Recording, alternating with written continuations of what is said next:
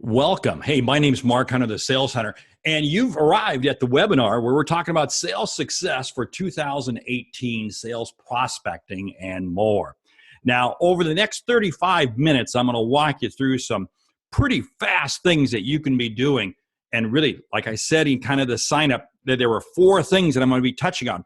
And each one of those 4 things I'm going to pound through on. Now, hey, it all comes really from the book, High Profit Prospecting. I had a chance to write this book a couple of years ago. Many of you have read it. Wonderful book. I encourage you to get a copy of it. But hey, let's dive down. Let's run. Let's go fast. Hey, this is why I'm in sales.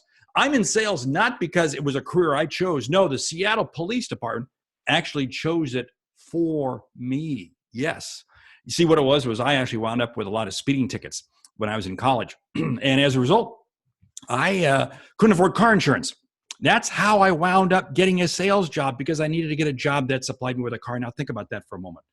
I'm not a born sales. There are no such thing as born salespeople. But you know what's interesting? I struggled the first several years I was in sales. Why?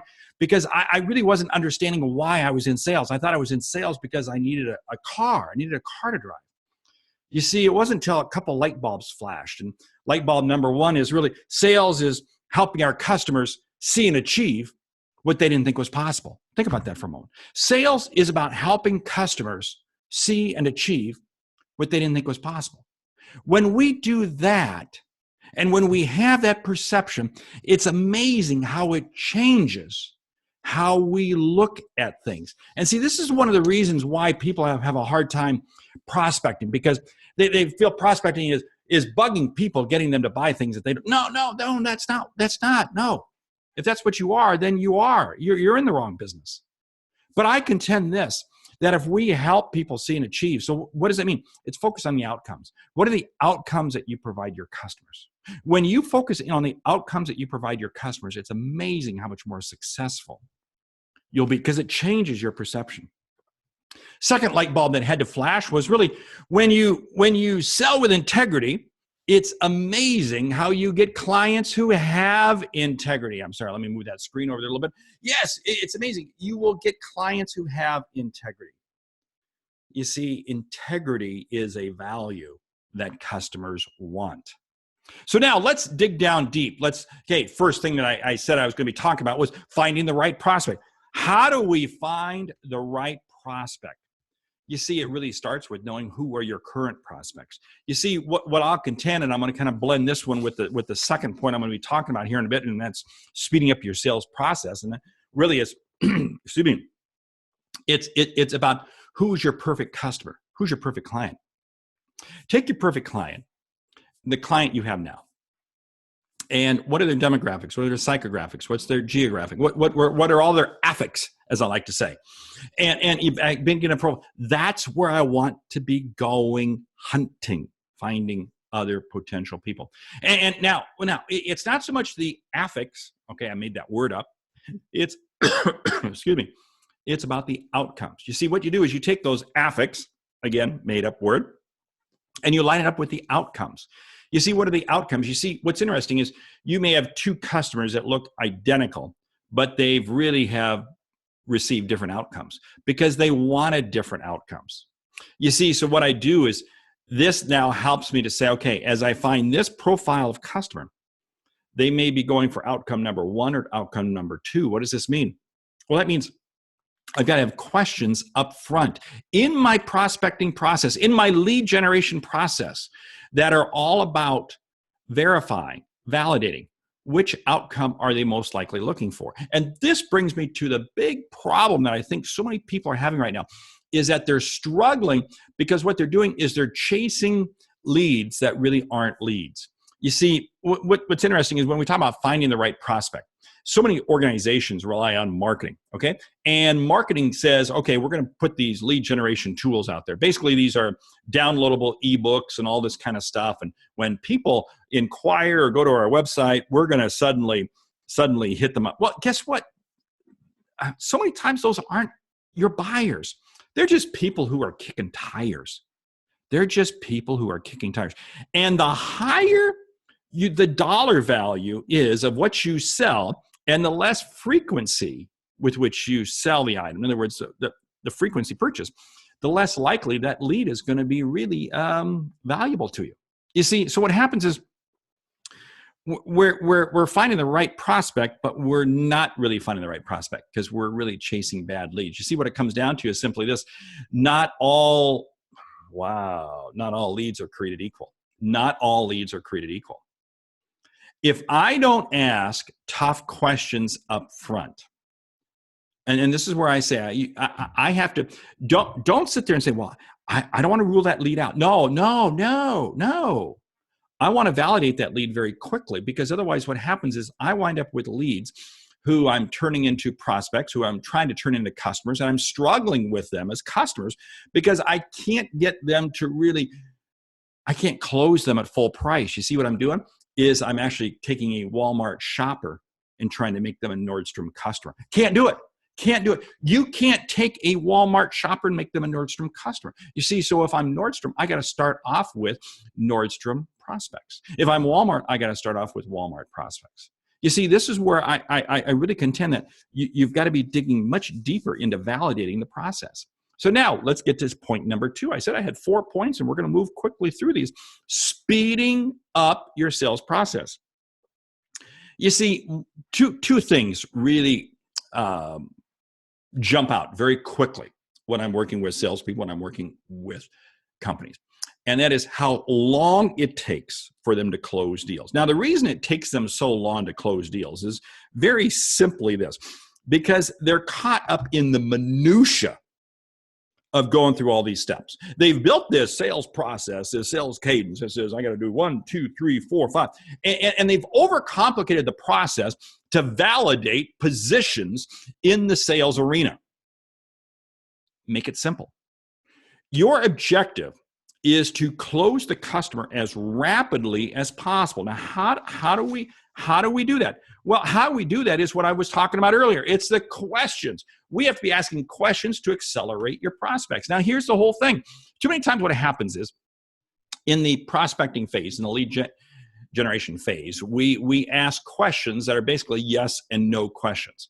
Because what we're doing is we're trying to put them into a box. Well, Mark, you said put them into, no, hold it.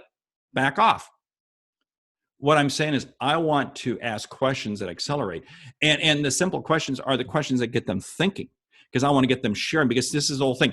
What happens many times is early on in the lead generation process, we'll say, is this what you're looking for? And the customer will say, well, yeah. And then we automatically assume. I can't assume anything in the prospecting phase unless you've talked about it twice. I want you to write that down. You can't assume anything is valid unless they've talked about it twice. And oh, by the way, it's not something you tell them. It's something they tell you. Is this something you're looking for? You're telling them. No. What is it that you're looking for? How is this going to help you? You see, one of the things that I love doing, not only in the prospecting phase, but throughout the entire sales process, is asking short questions. How? Why? Tell me more. Could you give me another example? Well, Mark, hold it. This is a lead. This is a prospect. They're not going to sit there and tell me that information. Well, yeah, they're not going to tell that information because they haven't seen value from you.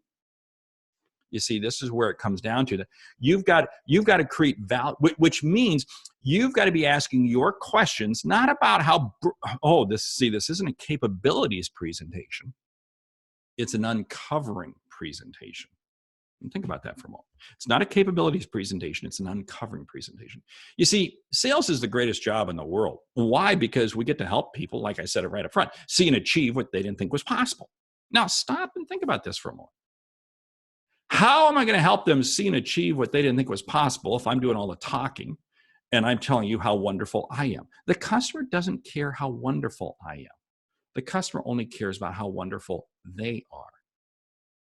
See, I have to ask questions. Now, where does this take me? Well, you see, the whole thing is what I'm trying to do is I'm trying to skinny eyes. There's another word I'm making up. I'm trying to simplify my sales pipeline. You see, I got 2 pipelines here. Here's the one in red there, very complicated. You know what comes out at the bottom? Yeah, it's junk. I can use a lot of other words to describe that, but I won't. What I want is I want to have that other pipeline over here, that one that looks more like a water tap. You see, comes in, comes out. You see, Speed sells. Now, speed also kills. I get that. I get that.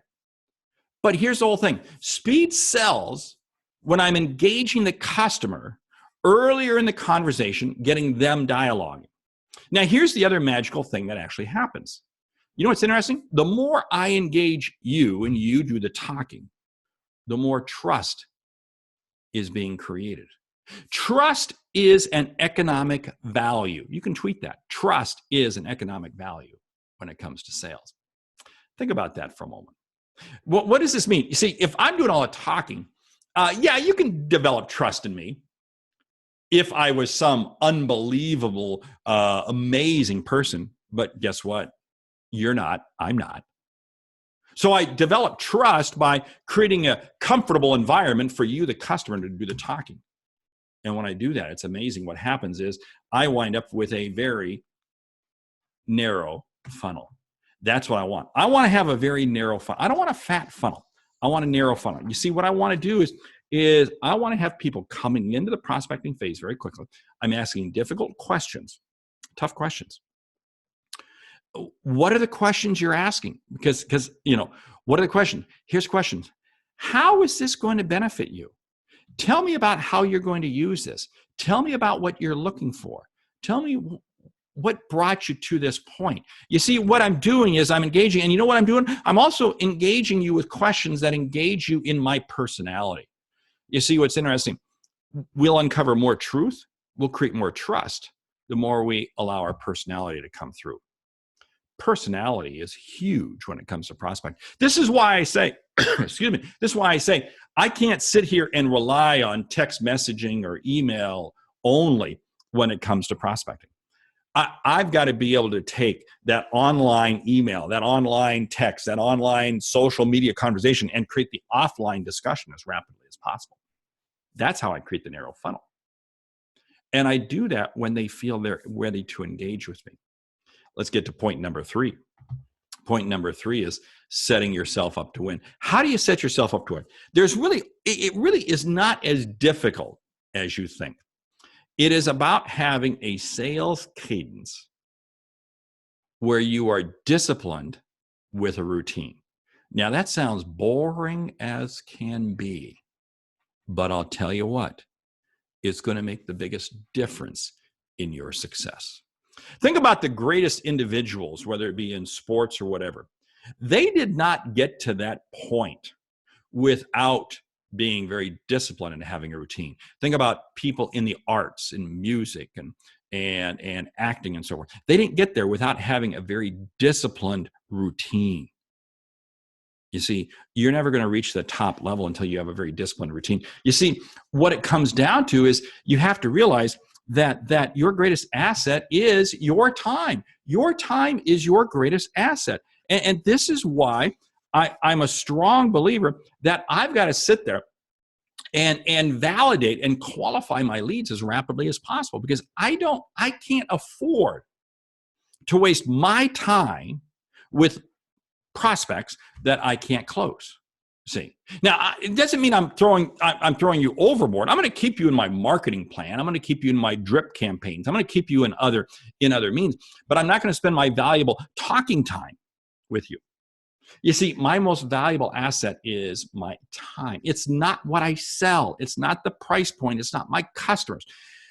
This is a nirvana moment that top performing salespeople go through. When you go through and realize at this time, this is where I see so many salespeople setting up. Oh yeah, we'll do this call. We'll do this call. We'll have this meeting. We'll have this meeting. And let's do another one. Let's do another one. Let's do another one.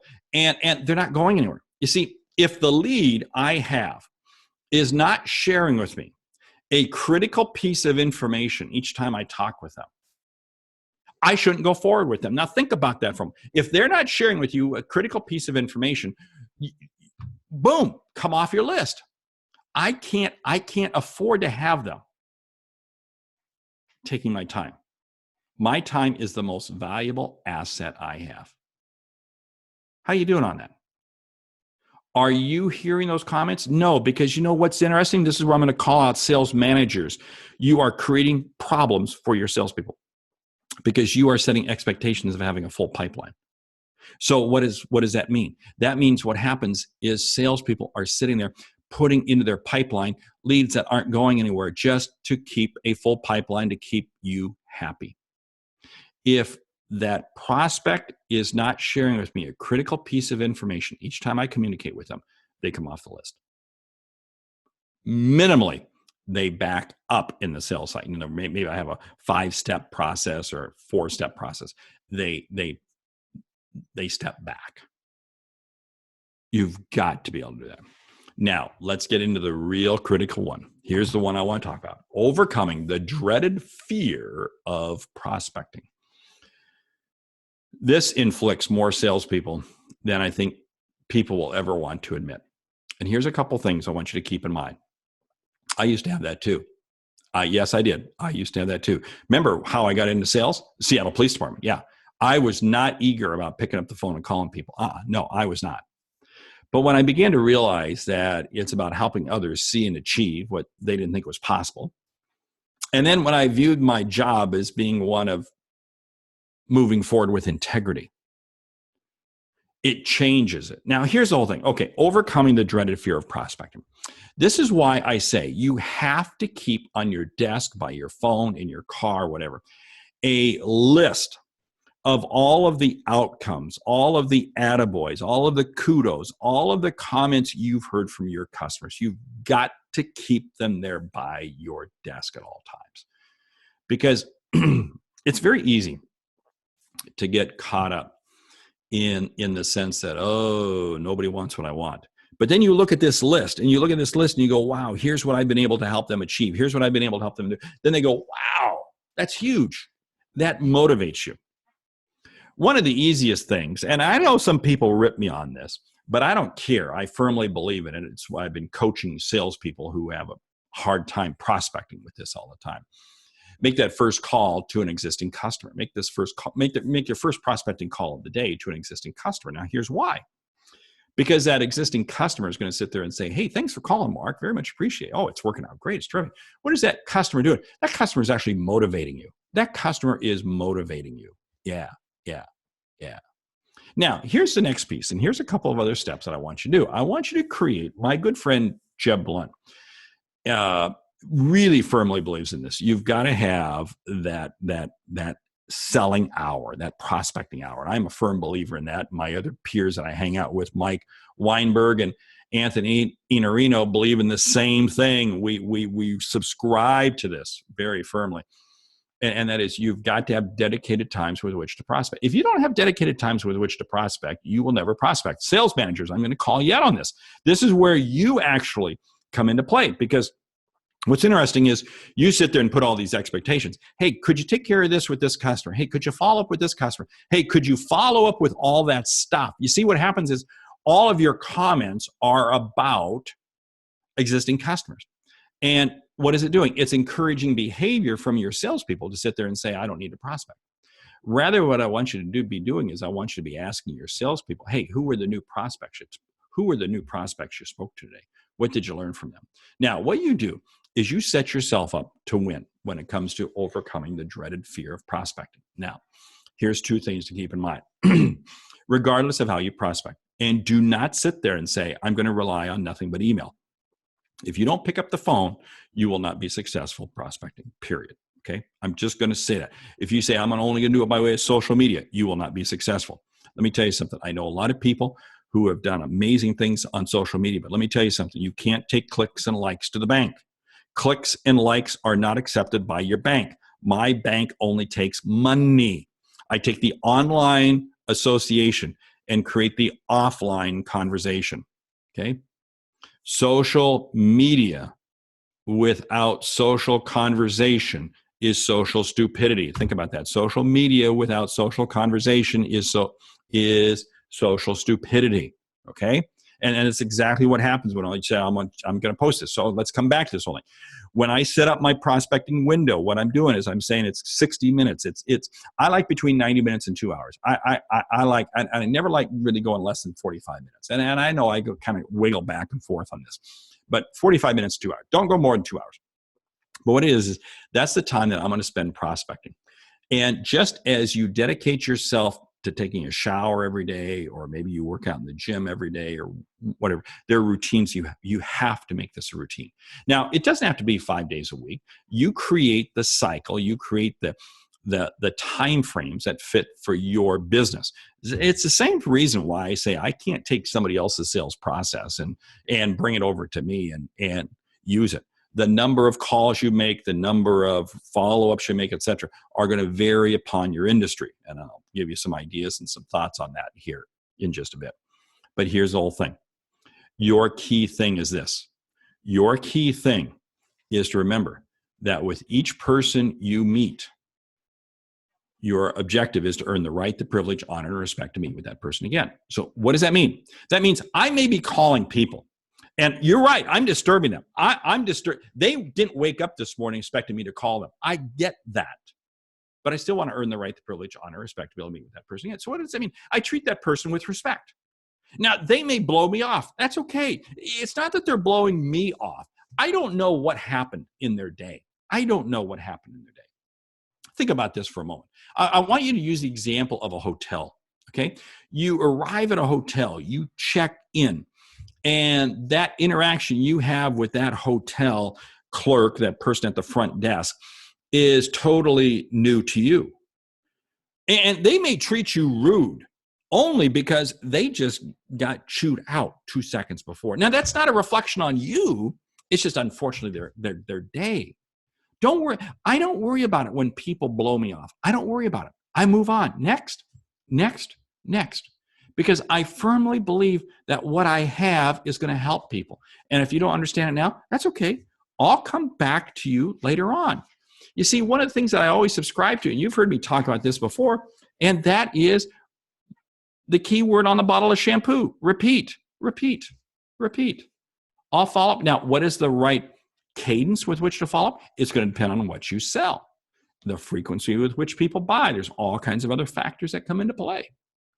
But the whole thing is, don't sit there and run away from prospecting. So what I'll sit there and do is I'm going to take my prospecting and I'm going to sit there and say, I'm going to make sure. And what I do is I craft the question I want to ask. And the question I want to ask is not a statement about how great I am. It's a question I ask. Hey, how are you going to handle changes in this? How are you going to handle changes regarding this? How are you seeing this? How are you doing it? You see, what I want to do is right out of the chute, I want to engage people. I've got a whole couple chapters on that in my book. Invite you to dig into it. Yes, it's a little bit of a counter theory, but I'll tell you what, I found it works great. Because if you sit there and say, hi, I'm blah, blah, blah, blah, and they go, you are a salesperson, I want to talk to you. Now, they're still going to think you're a salesperson, but I'm engaging them. I have a much greater chance of engaging you when I come at you immediately with a question. You see, what I want to do is I'm going to make a series of phone calls. I'm going to have a series of follow-ups. And my objective is to, when I close out this prospecting window, to be able to say, 1, who did I move forward? Who did I move forward? Okay. 2, what did I learn? Maybe about a specific person I spoke to or somebody else, or just my calling in general. And 3, how am I going to use it tomorrow? How is that going to help me with my next wave? Now, one final piece on this prospecting window. You do not take your prospecting window, your prospecting block, and sit there and say, okay, hey, it's 9 o'clock. That's time for me to start prospecting. Let me see who I should call. No, tomorrow begins today.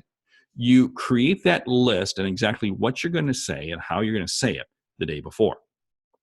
Now, again, remember, if I'm making calls, there's 4 ways your calls can go. 1, to an automated system. 2, voicemail. 3, gatekeeper. 4, to the person who you're actually looking to speak to. Each one of those 4 requires a different response from you, which means you've got to be prepared for each one. Now, I always firmly believe that it really is built around the questions you ask, and I firmly believe that, you see. Because I can take a gatekeeper and I can take the person I'm going to ask. And you know what I'm going to do? I'm going to ask the gatekeeper the exact same question I'm going to ask the person who, if they did answer, who I'm looking to speak to, that I asked them. Why do I ask that of a gatekeeper? Because I want them to realize that, whoa, wow, this is interesting. Now, one really quick piece. Should you leave a voicemail? Yes, I always leave a voicemail. I always leave. And oh, by the way, that voicemail is between 12 and 16 seconds. Now, I got some other videos out on my website. I'm going to encourage you to check them out because I think they're going to help you in terms of how you create that 12 to 16 second voicemail. Should you follow up immediately with an email? No, I'm not a believer in that unless you're in certain types of industries. And again, it depends on the frequency of the purchase and so forth. There's all kinds of nuances that come into play. You see, really what it comes down to is that your prospecting process is really about realizing that we influence each person. We influence each person we meet. It's our duty to influence them positively.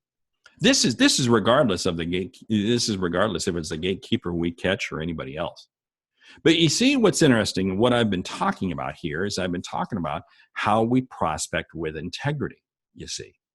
Now, I've got a couple pieces I want to share with you that come from my book. And one of the things that I really want you to jump in with, and I got a couple more tips I'm going to share with you, a couple real quick tips here. I want you to take advantage of my coaching program. I really want you. You know, this webinar is really kind of one way. And I've got a coaching program. And that's the link. I've got it in the notes down below so you can grab the link to it. But I want you to realize this coaching program, this group coaching program is really designed where I go much deeper than what I've just been able to do here. And I really get into some one-on-one conversations with you. You see what it is, we have a monthly Q&A session. We have a monthly coaching call. And we have bonus content. Yeah, I've got some bonus content I'm offering. So if you jump in right now. We've got some bonus content that's got brand new high profit prospecting workbook and the video series. And we're making that available to everyone who signs up right now. So, hey, there's the link. Check that out. Now, let me come back and let me give you a couple more tips. One, if you call a gatekeeper, and you're having a hard time getting through, or you get the automated system and you don't know where to go, ask for sales. Ask for sales. It's interesting. Salespeople answer the phone. There are really only a couple departments that really answer the phone. Sales department and accounts receivable, okay? I mean, if you think about that, those are the only two departments that really routinely will answer the phone. So I'm going to sit there and I'm going to call I'm going to ask for sales, and you know what's interesting? That salesperson is going to get on the phone, and I'm going to be right up front with him. I'm going to say, "Hey, you're in sales. I'm in sales, and I'm trying to understand who in your organization might it be." Now, here's the whole thing: you've got to be respectful for them, because just as you're asking them to help you, you need to then say, "Hey, how can I help you?" You see, you got to be willing to refer people to them. That's absolutely critical. Second piece, I'll leave this, what I call the 57-3 window, 57/3 window. You may have some people that you're having a hard time reaching. Well, what I suggest is you call them between 57 minutes after the hour and 3 minutes into the hour. Now, why 57 and 3? Because you know what's interesting? Busy people are in meetings all day. They're in meetings all day. And wow, you know what's interesting? The only time they're not in meetings is right at the top of the hour because the meeting hasn't started yet. I have found time and time again, it's the one time when you can jump into it. But hey, I really want you to take advantage of this coaching program. I really do. Because I am passionate about sales. And I'm passionate about helping you succeed. And I find so many salespeople are just a few things away from really, really upping their game significantly. That's what I want to help you with. That's why I wrote the book, High Profit Prospecting, because it's really designed to help you. Hey, my name's Mark Hunter, the Sales Hunter. I hope you've enjoyed this webinar today. And I do hope you take advantage of this program. And this bonus content, I really only put out there a couple times a year. So you really got to kind of jump on it right now, okay? Hey, Mark Hunter, the Sales Hunter, great selling.